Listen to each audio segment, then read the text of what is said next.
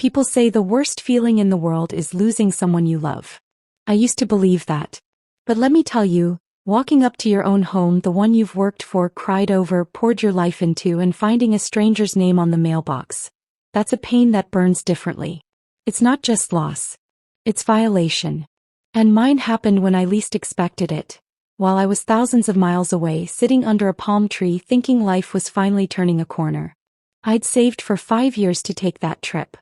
5 years of working double shifts at the hospital, of saying no to dinners out, no to new clothes, no to anything that wasn't an absolute necessity.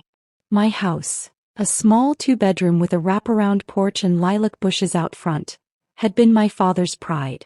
He left it to me when he passed, and I swore I'd keep it in the family until my last breath. It wasn't much, but it was mine. Before I left, I asked my cousin Julia to check in once or twice a week. Water the plants, pick up the mail. She lived 15 minutes away and I trusted her. We'd grown up like sisters. Or so I thought. The day everything changed, I'd just returned from a snorkeling trip in the Caribbean.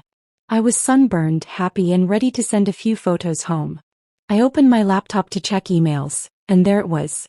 A message from my neighbor Linda. Clara, are you moving?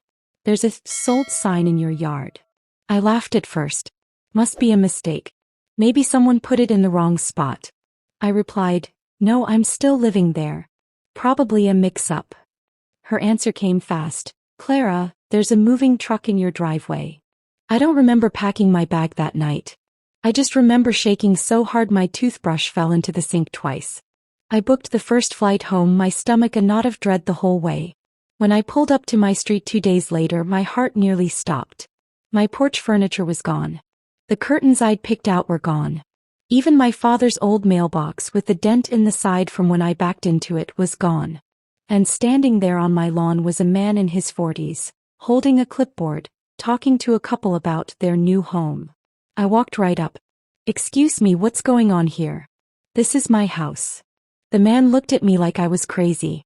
Ma'am, this property was sold 3 weeks ago. The paperwork's all here. You'll have to take it up with the previous owner. The previous owner, I said slowly, is me. And that's when I saw her. Julia. Standing by her car across the street, watching like it was a show she'd bought tickets for. We didn't speak then. I was too busy trying to wrap my head around the paperwork the man shoved at me. My signature was on it. Or rather, a perfect copy of it. The notary stamp, the deed transfer, all official looking. But I knew that signature wasn't mine. Before I tell you how I burned her world to the ground, I want to pause here and ask. If you were me, what's the first thing you'd do?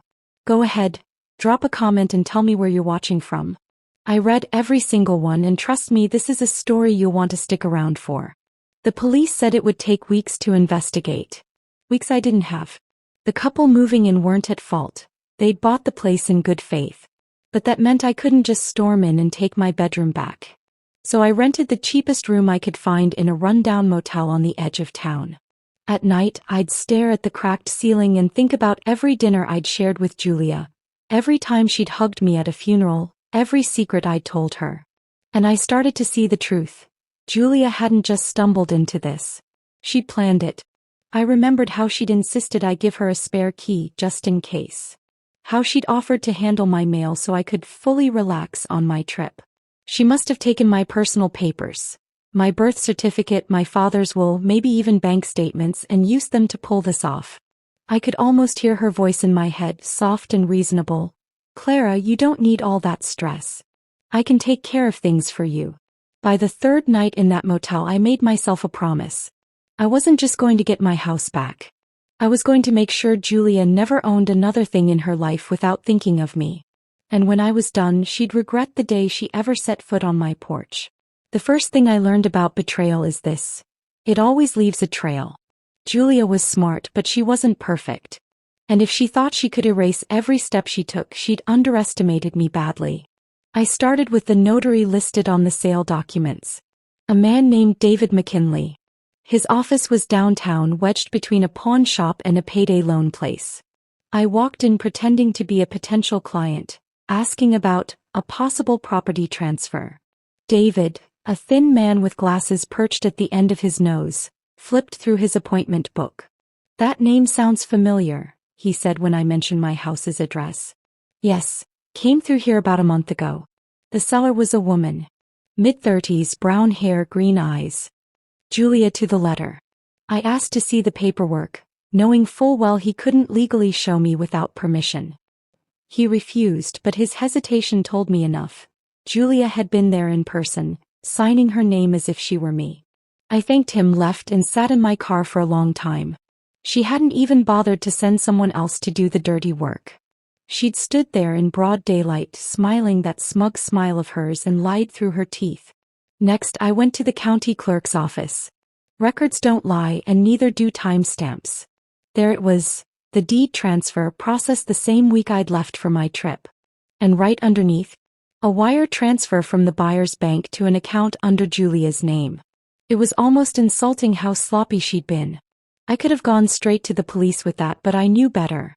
If I wanted my revenge to land, I needed to take more than just my house back.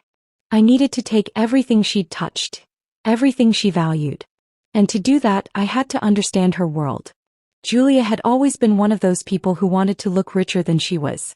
Designer handbags bought on credit, dinners at expensive restaurants she could barely afford, social media posts flaunting business ventures that were nothing more than side hustles she never followed through on. But now, with the money from selling my house, she'd leveled up. She'd bought a 2-story in a new development on the west side of town. The kind of place with manicured lawns and neighbors who wave while pretending not to gossip. She drove a new SUV. She even posted photos of herself at the homeowners association meetings, bragging about her influence in the neighborhood.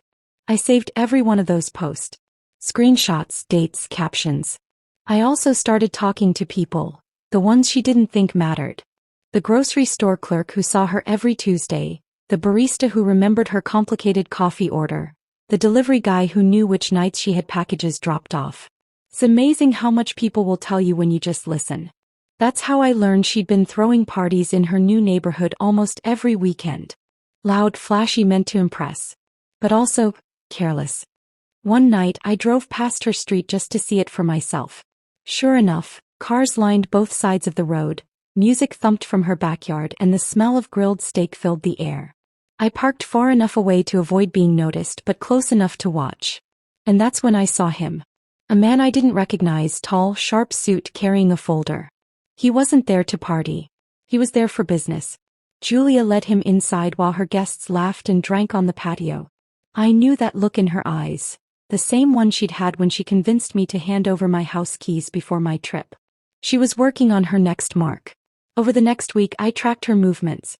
Every lunch meeting, every late-night phone call in her driveway, every delivery she signed for. And I began to see the outline of her game. She was flipping properties. Not legally, she didn't have the license for it. She was using personal connections, fake documents, and fast cash to buy low and sell high. My house had just been one of her deals. Here's the thing about real estate, though. When you cut corners, it only takes one wrong move to lose everything. And I was about to make sure that wrong move happened in spectacular fashion. I started small. Anonymous tips to the HOA about her loud parties.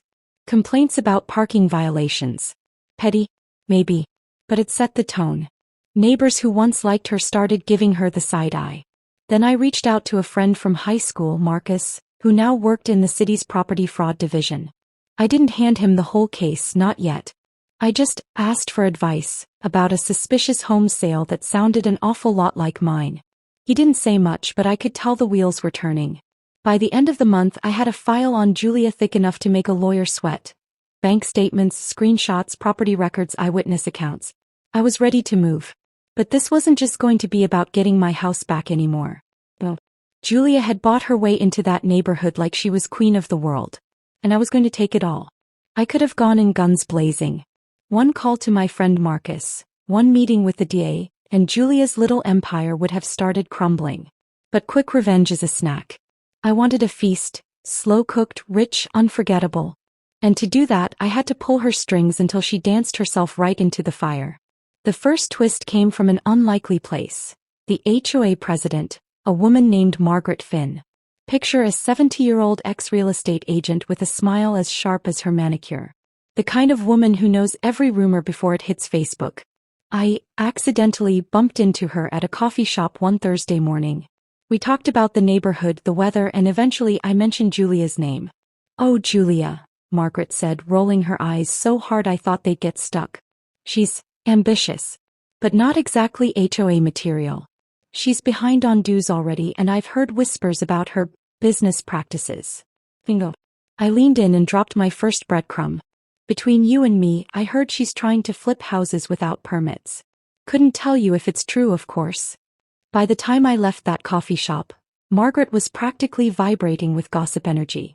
I knew she'd carry it straight to her little HOA circle, and I made sure to keep feeding her just enough, concerned neighbor, tidbits to keep the fire burning. Meanwhile, I needed to hit Julia where she lived. Literally. So I set up a meeting with a contractor friend, Nate, who owed me a favor. I asked him to send Julia a special offer for a backyard renovation package. One so over the top she couldn't resist bragging about it. She bit. Within a week, her yard was torn apart for a luxury outdoor kitchen she'd never finish paying for. How did I know?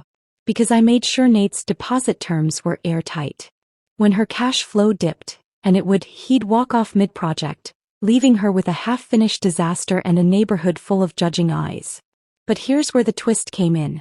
One night, while tailing her SUV to see where she was meeting her next client, she pulled into the driveway of a house I didn't recognize. I parked a block away and walked past like I belonged there. The blinds were open just enough for me to see her inside, laughing, sipping wine, with the man I'd seen at her party weeks earlier. The one in the sharp suit. He wasn't a client. He was her partner. And judging by the thick folder of documents on the table between them, they were planning something big. I needed to know what. That's when I called in my wild card. Kayla, an old friend from college who now worked as a freelance investigative journalist. She had a knack for getting people to spill their guts without realizing they'd done it. We staged a little introduction. Kayla happened to run into Julia at a boutique downtown, struck up a conversation about real estate trends, and within minutes Julia was bragging about her latest project. Buying up a whole row of foreclosed properties on the edge of the city and flipping them for triple the price. All under a shell company. What Julia didn't know was that Kayla had a tiny voice recorder in her purse. Every boast, every half-true story, every slip of real numbers went straight onto an SD card that was now sitting on my kitchen table. And here's the delicious part. Half the properties she mentioned were owned by the city. She was trying to broker deals for land she didn't even legally have the right to touch. That's not just shady. That's criminal. Now the game was bigger than I'd imagined. I could take her down, take my house back, and maybe even have her facing charges. But I didn't just want her gone. I wanted her replaced by me. Which meant I needed to get into that neighborhood. Through Margaret Finn, I learned a house 3 doors down from Julia's was about to go on the market. The owner was desperate to sell after a nasty divorce. I made a cash offer the next day, funded by a temporary investor friend who loved a good revenge story as much as I did. Within 2 weeks, I was living on Julia's street. The look on her face when she saw me unloading boxes from a moving truck? Worth every penny. She tried to play it cool, waving like we were still family, but I saw the flicker of panic in her eyes. Because now, I wasn't just some problem out there. I was in her world, watching. And the neighborhood, thanks to my quiet campaign with Margaret, was starting to question her. But just when I thought I was in total control, something unexpected happened. One night, while sorting through mail at my new place, I found an envelope addressed to Julia, delivered to me by mistake. Inside was a single sheet of paper. No return address. No name. Just a sentence in block letters. "You're not the only one who knows what you did." I stared at it for a long time. It wasn't my handwriting. It wasn't Kayla's. Which meant someone else out there had a bone to pick with Julia. And if I could find them, maybe, just maybe, I could make this revenge even sweeter. I didn't sleep. The note sat in the center of my kitchen table like a small, dark moon bending the gravity of the whole room. "You're not the only one who knows what you did." At dawn I walked the block with a paper cup of coffee and the calm of someone who'd decided not to flinch first. Julia's SUV was gone. The luxury outdoor kitchen was still a trench of wet concrete and stacked stone, half built and half paid for. A delivery slip flapped on her door. "Missed package, second attempt." A robin pecked at a nail in the driveway as if the house itself were trying to spit something out. Someone else knew I needed them. A good revenge is a coalition. It just looks like a solo. I started with Margaret Finn, our HOA president and neighborhood switchboard. I brought muffins I didn't bake and asked if anyone else had mentioned anonymous letters. Anonymous letters, she said, are our unofficial newsletter. Her eyebrows climbed. But nothing to Julia. The Thompsons 2 streets over are still fuming, though. She burned their son on a deal, or so they say. I found the Thompsons behind a white door with scuffed brass numbers. Mr. Thompson answered like he was expecting a bill collector until I said, I live on Julia's street. She stole my house. Shoulders down, door open. Inside we drank iced tea sweet enough to varnish a table. Mrs. Thompson slid a folder across the coffee table like it might bite. Their son had gone in on a fixer with Julia. His sweat, her connections. She sold it to her suited partner for a consulting fee, then waved a clause in 6-point font that vacuumed him out of the profit. The loan he took to cover materials ballooned interest by the week. He'd moved back into the spare room. Emails? I asked. Texts?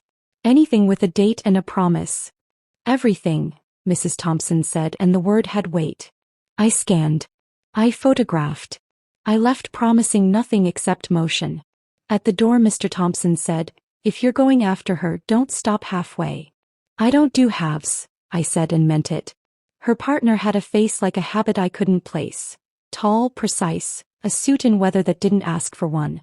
He was in a photo from Julia's party, and in the reflection on her dining room window the night she and he leaned over documents. I didn't know his name. I knew his type. Men who call themselves consultants because broker implies oversight.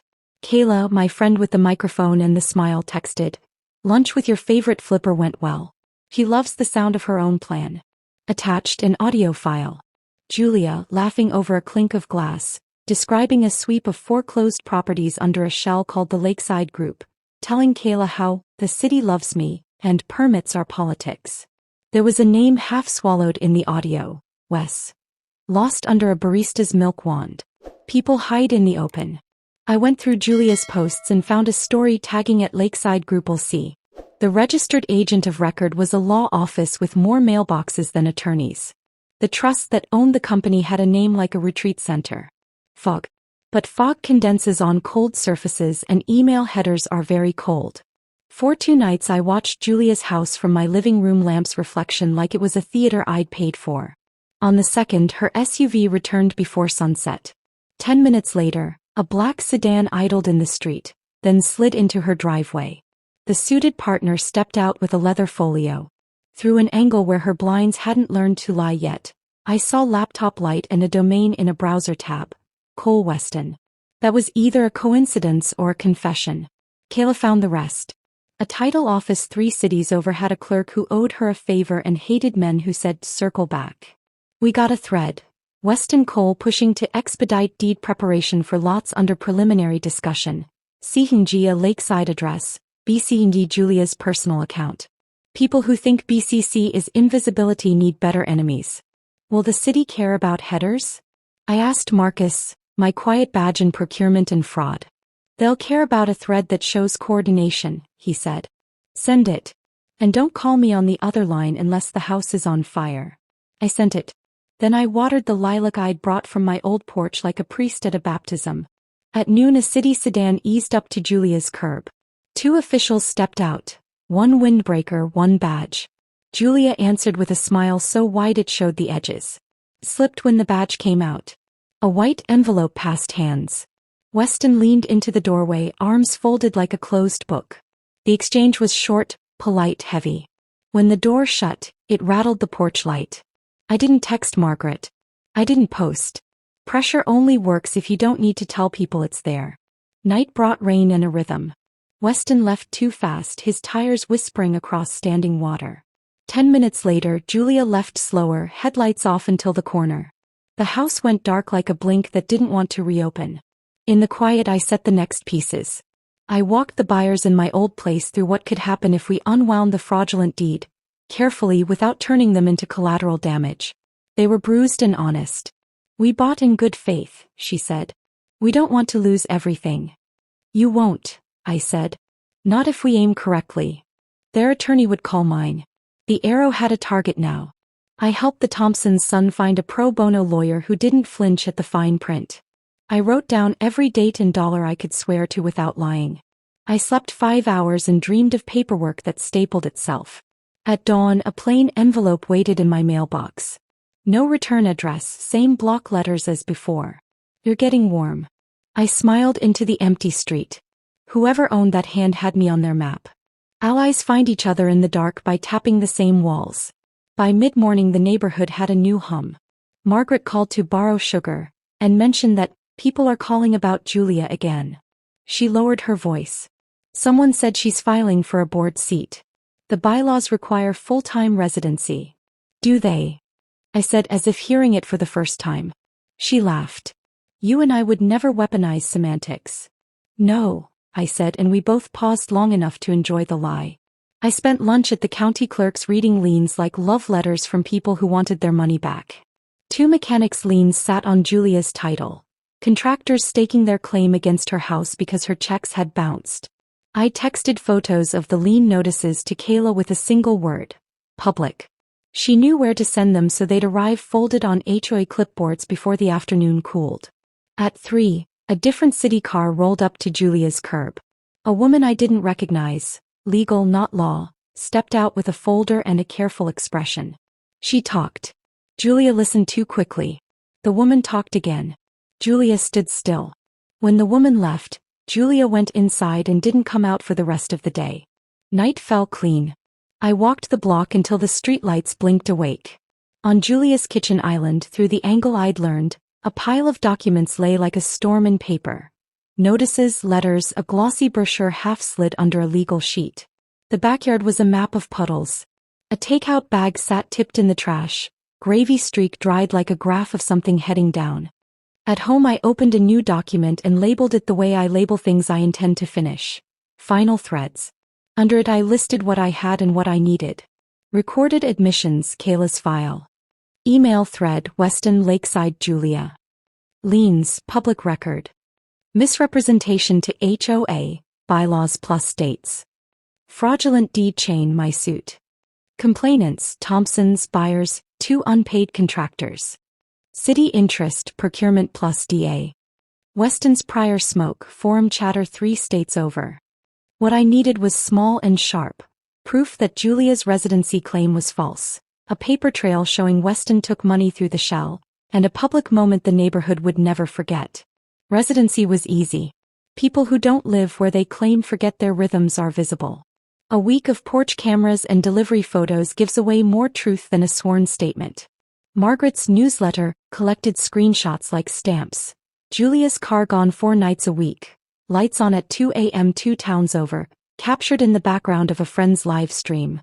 Her mail held at the post office, while away, stamped 3 separate times in the last 60 days. Policy is prose until someone reads it aloud. The shell's money trail needed a sturdier bridge. Kayla's clerk friend found an escrow instruction on letterhead in a file Weston thought was private. It referenced consulting services rendered, and listed a routing number that appeared in another case's discovery online. Weston had reused an account because men like Weston always assume yesterday erases itself. It doesn't. The internet is a hoarder.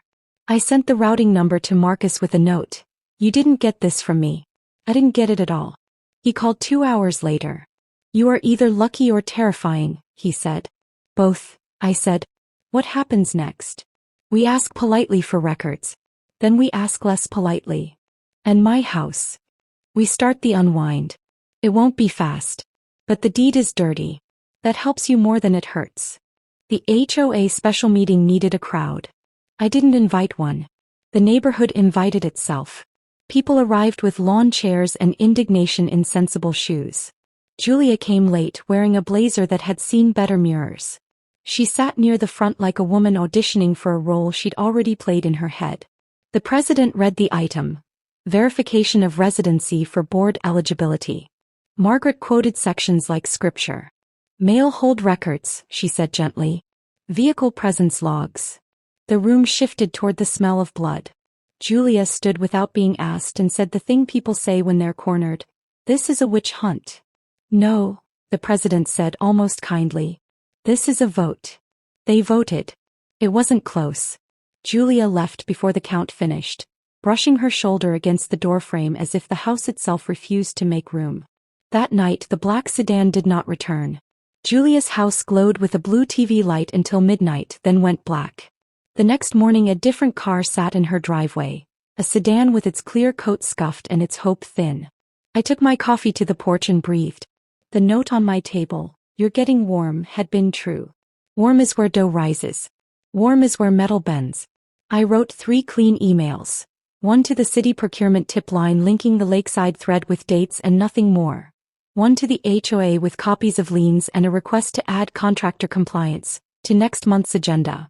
One to my attorney confirming the buyers were willing to join a joint stipulation to unwind the sale if the court allowed. No adjectives. No victory laps. Paper wins when it behaves. By noon, Kayla texted a link. A small watchdog blog had run a story about an unnamed investor exploiting foreclosure stock through a shell. They never said her name. They didn't have to. The neighborhood can do algebra. At 2, a rental company truck arrived at Julia's and reclaimed staged furniture. A velvet sofa leaving like a queen abdicating, a mirror that made anything look expensive tucked into a padded sleeve. Julia argued at the door and signed anyway, pen stabbing the lines. When the truck left, her voice didn't follow it. I stood at my mailbox and pretended to read a coupon. Across the street, a man in work boots stared at the half-built kitchen and then at me. "You live here?" he asked. "Close enough," I said. "She owes me for the pad," he said. "She said she's good for it.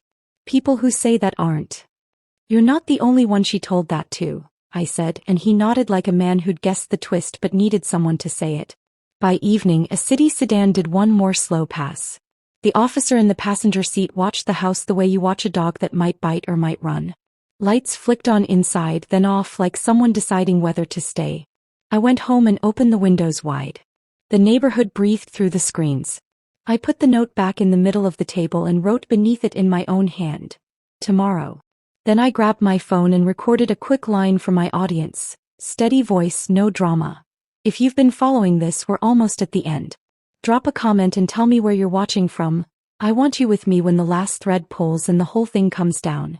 I set the phone face down, turned out the light, and let the house go quiet around me. Quiet isn't empty when you've filled it with work.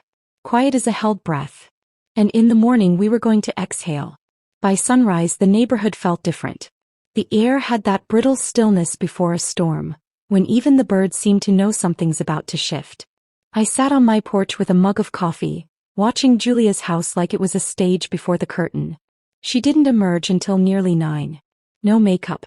Hair knotted on top of her head. Hoodie pulled tight despite the warm morning. She dragged the trash bin to the curb with the posture of someone trying to be invisible, then retreated without looking at anyone. Not long after, a white envelope slid through her mailbox slot from an unmarked car. The driver never left the seat, never turned their head. I didn't need to guess, it was from the city. At 10 I got the text from Marcus. Records request complete. Routing number matches prior case. This is going to stick. It was the missing piece. Proof that Weston's account had been funneling money from Lakeside's property consulting fees directly to him. Now the city had both the money trail and Kayla's audio of Julia boasting about the shell company. That meant conspiracy, fraud, and enough leverage to open more doors than Julia could bolt shut. But my goal wasn't just to watch her squirm. I wanted the neighborhood to see the truth so clearly that there'd be no coming back. Margaret called in the early afternoon. "Special meeting tonight. Julia doesn't know yet, but she'll find out. HOA board voted to open the floor for complaints, any and all." Her tone carried a smile. "Perfect. I made calls of my own. The Thompsons would be there. The unpaid contractor I'd met at my mailbox? I invited him too. The buyers of my old house, still cooperative, said they'd stop by. Even Kayla promised to come, claiming she was just covering a neighborhood governance story. The crowd would be ready. Around 3 Weston's sedan reappeared. He didn't park in her driveway this time, just idled at the curb until Julia came out. They spoke for less than 2 minutes, Weston gesturing sharply, Julia shaking her head like a child refusing medicine. Then he got back in the car and drove away without touching her. Something between them was fraying and it wasn't my job to fix it. At 4 I dropped an envelope of my own at the HOA office. Inside, Copies of the liens, screenshots of the city's investigation announcement, and a neatly printed section of the bylaws highlighting that directors must maintain full-time residency. No note. No signature. Just facts. If Julia thought this was a witch hunt, she'd learn witches don't bother with paperwork. People like me do. The meeting began at 6. The community center was already packed when I arrived, lawn chairs and folding tables creaking under the weight of gossip and pent-up frustration. Julia slipped in 5 minutes late, wearing a blazer again as if clothes could rewrite reality. She avoided my eyes but couldn't avoid the murmurs.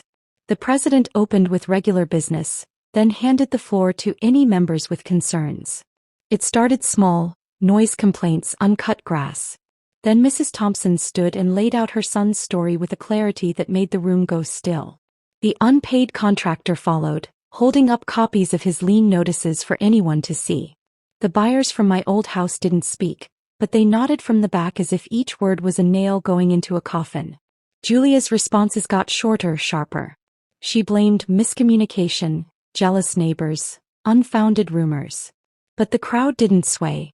Not tonight. Then Margaret cleared her throat and brought up the residency requirement. Full-time, she read, means a person occupies the home as their primary legal residence and spends the majority of nights there during the calendar year. She listed dates of Julia's extended absences. 3 confirmed through mail hold records, 2 more from neighbors who saw her elsewhere. Julia's face flushed. "You've been spying on me?" Margaret smiled like a woman who enjoys crossword puzzles more than arguments. "We've been observing patterns. There's a difference." The president called for a vote. In favor of removing Julia from the board? A forest of hands. Against? For maybe 5. It wasn't close. Julia stood, but instead of storming out, she leaned across the table toward the president. "You'll regret this," she said, low enough that only those in the first row heard. I saw them flinch anyway. Then she left, blazer catching on the doorframe again, like the building itself wanted her gone. Afterward the parking lot buzzed. People lingered in clusters, their voices low but energized. Julia's car sat alone at the far end, headlights off. She waited until most had left before pulling away, her taillights flickering as if even they didn't want to follow her. The next morning, the blog Kayla had fed the story to ran an update. This time with an unblurred photo of Julia standing on her porch talking to city officials. No name in the caption, but again the locals could do the math. At 11, movers arrived. Not for a full departure. Just enough to strip the staged elegance out of her living room and kitchen. The velvet couch, the art prints, the bar cart with bottles she'd never opened, they were all loaded into a truck that bore the logo of a rental staging company. The neighbors didn't say much, but they watched. In silence. And in neighborhoods like ours, silence is louder than shouting. By late afternoon, a process server pulled up. He didn't even have to knock. Julia met him at the door, signed for the papers, and shut it hard enough that the frame rattled. I didn't need to see the documents to know one was from me. That evening, I walked past her house with a calm, casual pace. The blinds were closed, but a thin strip of light showed between them. She was still inside. Still holding on. Good. I wanted her standing when the final blow came. I went home, opened my laptop, and sent 3 emails. To Marcus, confirming I was ready for the city's next move. To my attorney, finalizing the joint filing with the buyers. To Kayla, subject line, final act. Her reply was almost instant. Tell me when and where. We'll bring the camera. I closed the laptop and looked out at the street. Tomorrow would be the day. And when it ended, I wouldn't just have my house back. I'd have her entire foundation turned to dust. The morning of the takedown didn't feel triumphant. It felt clean, like the air after rain. I stood at my window with coffee, watching the street, my phone on the counter already buzzing with the first alert. At 8:15, the city announced that the DA's office had officially filed charges against 2 individuals connected to the Lakeside Group for fraudulent conveyance, wire fraud, and conspiracy to commit municipal property theft. They didn't list names in the headline. They didn't have to. Within 10 minutes, the neighborhood group chat had screenshots of the PDF complaint, and there was Julia's name right under Weston's. By 9, a news van had parked at the end of the block. They didn't knock on her door at first, just filmed the front of the house while talking into the camera. When the reporter finally walked up, Julia answered in a robe, one hand holding the door like she could keep the world from coming inside. Do you have a comment on the allegations? The reporter asked. Julia slammed the door. That was the comment. Meanwhile, my attorney texted. Clerk approved expedited hearing. Your deed is getting unwound. It was the part I'd been working toward for months. The fraudulent sale would be reversed and title would return to me. The buyers, relieved to get out of the mess, would recover their money through Julia and Weston's frozen accounts once the court seized them. Gwen, my attorney, added, expect the keys in 2 weeks. I let the words sit in my chest like heat. 2 weeks and I'd be walking back into my home. But I wasn't finished. Kayla arrived just before noon, camera slung over her shoulder. The blog wants a follow-up, she said, grinning. Thought you might want the honor of delivering it. We didn't go straight to Julia's. Instead, we stopped at the HOA office, where Margaret was signing off on a bulletin. Special board update, director removal and residency violation findings. I watched her post it on the community board in the lobby. The paper didn't just name Julia. It detailed her violations in language polite enough to be legal, but pointed enough to feel like a verdict. Margaret glanced at me. We'll be voting next month on whether to pursue civil damages on behalf of the HOA. Do it, I said. And make it unanimous.